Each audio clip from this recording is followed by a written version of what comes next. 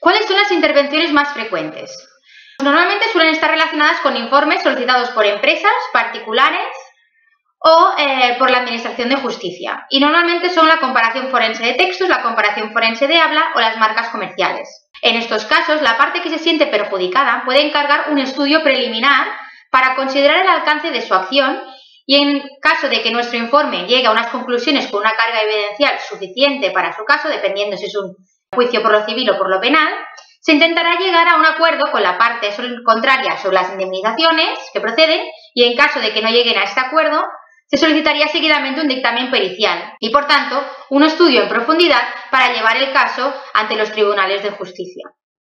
En cualquiera de estas intervenciones debemos ser absolutamente rigurosos, tanto con los datos aportados, material analizado, variables analizadas, etc., como las conclusiones a las que llegamos, ya que es normal que las consecuencias de estos informes tengan repercusiones económicas importantes para algunas de las partes implicadas e incluso penas de prisión.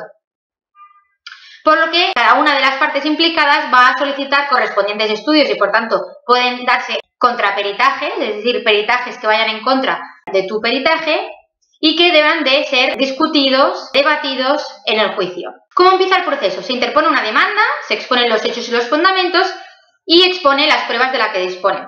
La contestación de la demanda se le da traslado al demandado, quien puede a su vez presentar pruebas. Si quiere, por ejemplo, puede presentar un peritaje.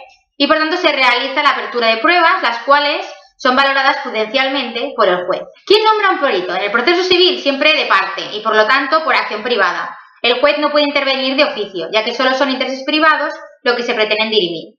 En el proceso penal podemos ir de parte o por la autoridad judicial, que entonces cuando nos decimos perito judicial. ¿Se puede realizar un peritaje sin estar colegiado? ¿En el proceso civil? Sí. ¿En el proceso penal? Si vamos de parte, sí. Por la autoridad judicial, no, porque los jueces llaman a los peritos según la lista por orden alfabético que los ofrecen los distintos colegios en los que los colegiamos. Es verdad que en España no existe un colegio para todos, sino que depende de cada comunidad autónoma. Y la figura del perito solo está regulada por el momento en Cataluña, en el Col·legi de Doctors i Llicenciats en Lletres. Después también tenemos el contexto privado, es decir, cuando no vamos a juicio, sino que, por ejemplo, la empresa quiere negociar con su trabajador un despido porque ha hecho algún tipo de acción en contra de la empresa. Entonces tampoco debemos estar colegiados, o no es necesario que estemos colegiados. ¿Cuál es el protocolo una vez entra el caso? Una vez entra en el caso, en el laboratorio o al perito, se hace una observación preliminar del material. Se ve, por ejemplo, si hay suficientes variables, si la longitud del texto es suficiente, si la grabación es de buena calidad, si no presenta ruidos, si la marca es suficientemente distintiva, etc. Si hay caso lingüístico, se les pasa una definición del objeto del dictamen, un presupuesto y no se realiza ningún tipo de actividad hasta que se acepte el presupuesto.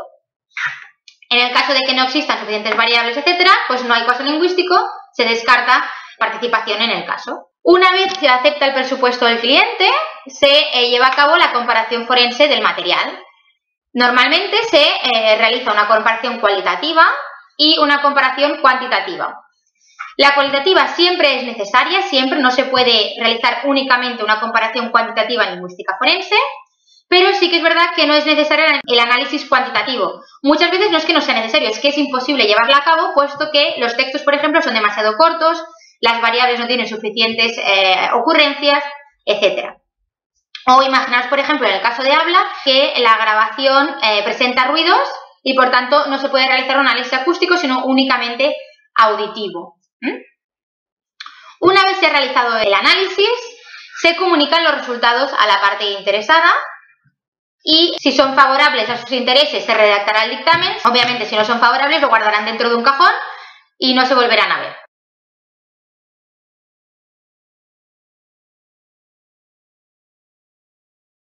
Una vez hemos entregado el dictamen, pues habrá una audiencia previa para la admisión de pruebas que la realizará el abogado y el juez deberá decidir si se admiten o no se admiten, si es pertinente y relevante para el caso.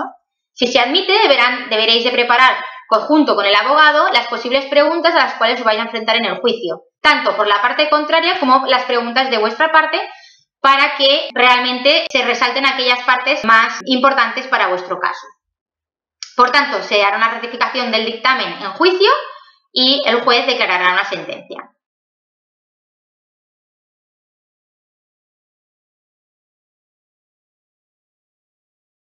A partir de ahora vais a ver los distintos apartados en los otros temas, como por ejemplo el contexto legal, la estructura del dictamen y la expresión de resultados. Además de, después tendréis un conjunto de prácticas para que profundicéis estos conocimientos que habréis adquirido en la parte más teórica.